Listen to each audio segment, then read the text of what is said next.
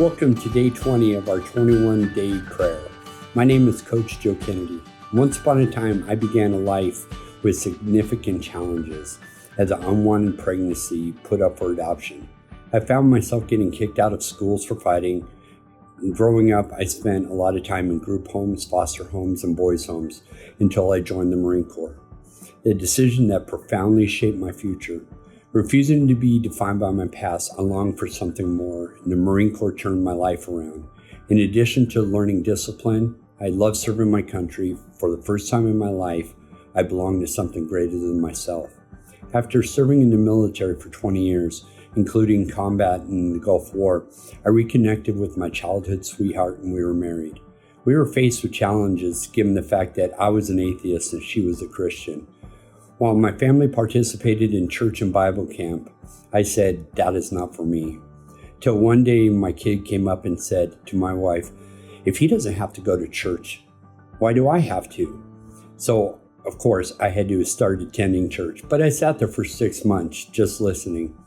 One day we got in a major fight on the way to church, and I found myself up on the altar on my knees, telling God, if you give me my wife, I will give you my life. That commitment was met with divine intervention, and as a Christian, our marriage was instantly healed.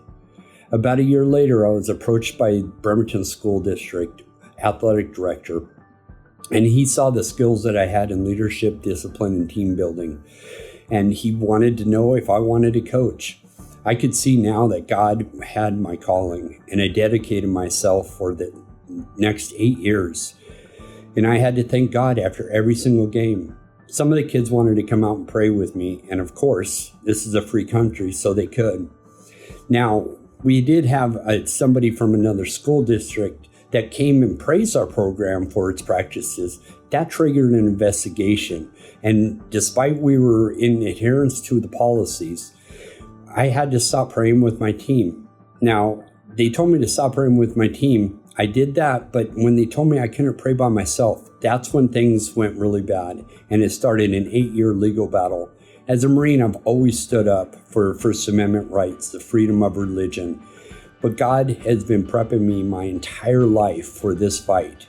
Even though my wife and I were knee-deep into the storm and barely holding on, we knew that we had each other and we had God. So I encourage all of you as Americans to stand up, be proud of your faith, and God bless you.